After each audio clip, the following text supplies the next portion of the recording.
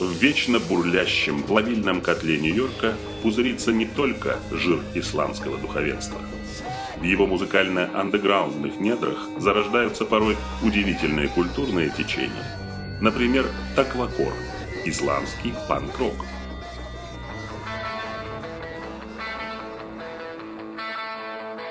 Термин «таквакор» придуман молодым писателем, одноименный роман которого положил начало молодежному движению, сочетающему в себе бунт и богобоязненность молодых мусульман Америки.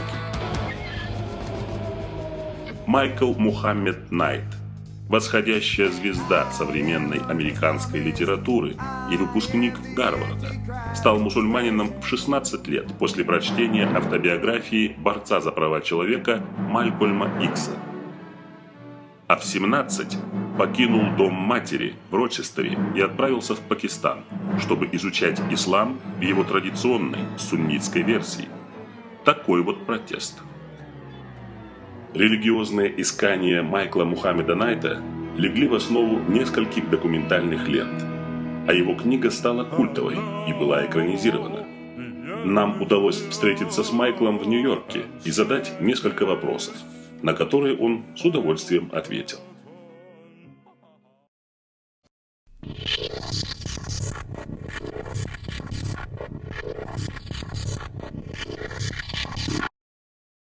Do I believe in God? Yeah, I believe in God. My own existence is pretty baffling to me. So, I don't know why I'm here. I think I'm here for something. I believe in Allah. I'm not totally convinced that I can escape my human limitations to understand Allah or to know what it is I believe in when I say I believe in Allah. But I think there's something. Несмотря на уже устоявшийся статус селебрити американского самиздата, в Майкле еще можно разглядеть того бунтующего индивидуалиста-радикала, который бросил вызов устоявшейся белой традиции, перейдя в лоно религии, несвойственной его этническим и социальным нормам.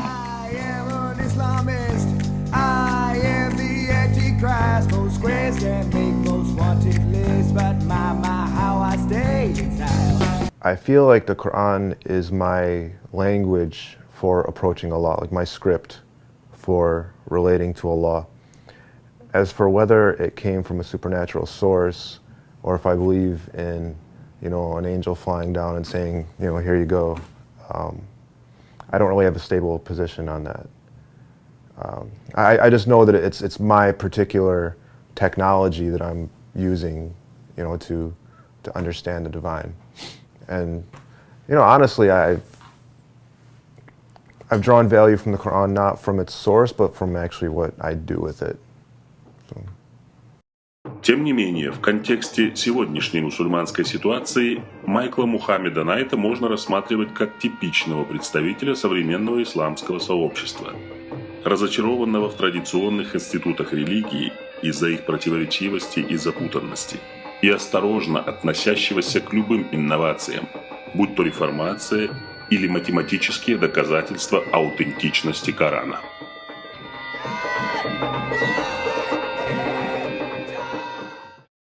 What would it mean for me if there was a mathematical principle to the Quran? I think that would be pretty cool. It wouldn't change the price of bread for me necessarily. I don't know if it would be evidence that the Quran is divine. I don't know if it would do that to my satisfaction. С другой стороны, уникальный личный опыт Майкла позволяет ему видеть сегодняшнюю ситуацию не только изнутри, но и снаружи, отмечая необратимое влияние различных культурных, социальных и экономических факторов на ислам в целом и на каждого мусульманина в отдельности. I think when we talk about problems like, the condition of the Muslim world or whatever, we have to realize first that there's not such a thing as the Muslim world. There's no such thing as the Muslim world. There's no such thing as the Ummah. There's no, Islamic civilization versus a Western civilization. Like, it just doesn't exist because Muslims are so diverse. there are so many different cultures that have Islam as an ingredient in it. You know, there's no such thing as Islamic culture, you know, Muslim countries. Like, it doesn't exist. You know, I mean, my Islam is derived largely from American sources, you know, indigenous American sources such as, you know, Elijah Muhammad. But, you know, I draw from all kinds of different sources, you know, from the classical tradition, from modern tradition. And, you know, we like to treat Islam as this one big monolith, and it's just not. And it never has been, you know, it never really has been. It's always been fragmented, it's always been diverse. So, you know, I think first we have to look at the complexity of the situation. По мнению молодого писателя, современный ислам – это совокупность разобщенных традиций, где за внешним многообразием форм скрывается отсутствие единства и ясности содержания. At this point, for me, if I had to define the word Islam for someone with no background, no previous encounter with it, I would say that Islam is a family of traditions, all loosely, more or less connected to this historical event of the Prophet and his career. And this is a very, very diverse body of traditions. And it doesn't necessarily hold itself together as one coherent tradition because, you know, you can find anything within, you know, Islam. You can find anything in there. So I would just take, you know, just speaking from what I can observe in history, I would just say Islam is a very diverse body of traditions. Такое положение дел ставит сегодняшних мусульман перед непростым выбором. Продолжать инертно плыть по течению, отказавшись от попыток докопаться до истины путем рационального размышления, или обратиться к маргинальным, экстремистским формам, спекулирующим на мятежном духе бунта, анархии и свободы. I'm Muslim and I'm not a terrorist, you know, and I think the discussion of Muslims and terrorism, the way it's being framed in today's climate, really sets up this false opposition between, like, you have traditional conservative Orthodox Muslims here, and over here you have liberal, rational, moderate Muslims, and I don't believe that exists, that distinction exists, because, you know, for me, like, I've said lots of crazy things in my work. I've said lots of heretical stuff, and some people who were very, very quote-unquote conservative Muslims, you know, treated me as their brother, you know, and they were respectful to me and kind to me, you know, no matter what I was saying or doing, you know, no matter how irresponsible or careless I was.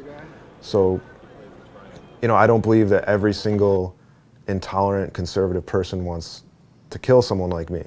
You know what I mean? Like, the world is just too complicated for that, you know, so you know, a lot of us fall into this trap where, like, any conservative Sunni, we call them a Wahhabi, we call them a, you know, Salafi or whatever, and, like, the world is just diverse, you know, the world is just, you know, there's all kinds of different Muslims, so, you know, there's Muslims that, I don't know, you know, I've prayed behind female imams, you know, I've prayed behind women, and I've prayed in mosques that don't have a space for women. They don't even allow women in there. And it's all Islam. You know, I don't believe that one is the fake Islam and one is the real Islam. We're all just doing the best we can. And I always want to avoid a conversation in which, you know, you have everyone taking part in this conversation is split into two sides, because in reality there's a lot more than two sides. В попытках решить эту непростую дилемму, не разделяя ислам на истинный и ложный, Майкл Мухаммед Найт нашел свою уникальную форму религиозного самовыражения, соединив, казалось бы, несопоставимые явления – мусульманскую богобоязненность и агрессивный панк-рок.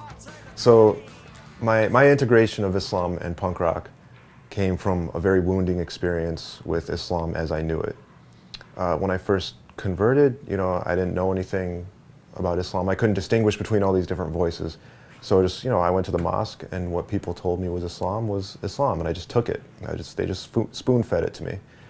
And when I started to become disillusioned with that kind of Islam, which was this very hardcore, very Sunni revivalist type of Islam.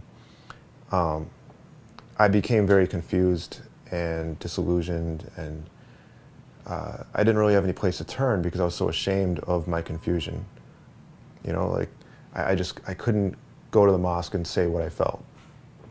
So then I started hanging out with the punk rock kids, and the punk rock kids were just like, you know, be who you are and don't apologize for who you are and don't negotiate with anybody and you don't owe anybody a thing. Like, you are who you are and just stand tall in the world, and, you know, you don't have to be diplomatic about something as stupid as whether you believe in God or not. You know what I mean? Like, this is, you know, you don't owe anybody anything for that. So, you know, I took that spirit and I internalized it, and that really gave me the courage to be who I was. Герои его романа «Таквакор» – молодые мусульмане современной Америки, которым тесно в закостеневших рамках архаичной исламской традиции.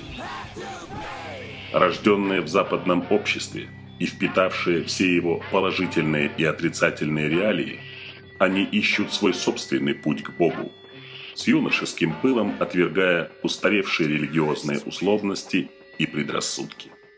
I wanted to inject that into my experience of Islam, because I still very much identified with the Islamic tradition, but I didn't know, you know, do I get to call myself a Muslim? Do I believe everything I'm supposed to believe? You know, I don't know. Like, I don't have a stable position on these doctrines, but when I'm by myself and I want to pray, like, I pray the way that I was taught. I pray as a Muslim. You know, when I want to have those experiences, like, I go to mosques. You know, even if it tears me up inside, you know, I still want to go to that mosque. So what do I do with it? How do I claim ownership of it? And punk rock to me was the way to claim ownership of it. Michael Muhammad Knight's Thaqwa course. После выхода книги сам издатом, литературная фантазия автора получила реальное воплощение в новом музыкальном направлении. Таквакор превратился в модный тренд, а сам Майкл, как это часто бывает с писателями, стал ни много ни мало выразителем позиции целого поколения американских мусульман.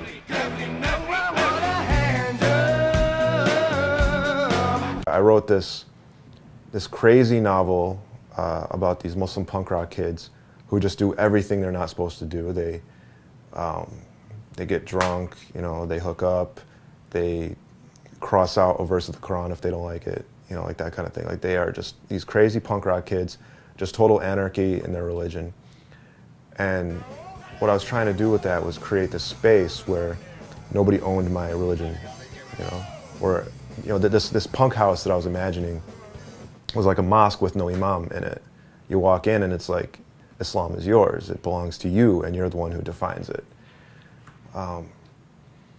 So that's, you know, that's what I wanted. I wanted to reclaim myself as a Muslim. I would like to have more informal chat with you. Okay. Okay. Are you rolling? Yeah, but you want to be in frame here? Yeah, that's okay. Yeah, Michael, I didn't know you, I didn't hear about you until my friend from Kazakhstan talked about you. I say, well, he is a kind of crazy guy. I am semi-crazy too. It would be good to see each other. I never did punk. I don't really understand. And when I see them, it seems kind of a little bit unusual. And rock, I am musically challenged. I prefer certain pop songs, but not much rock. Therefore, it doesn't seem we have much commonality in that regard. But commonality, I think, between me and you, you are free spirit. You dislike hegemony. You dislike power brokers between you and God. Could be imam or pope or any clergyman in different robes, correct?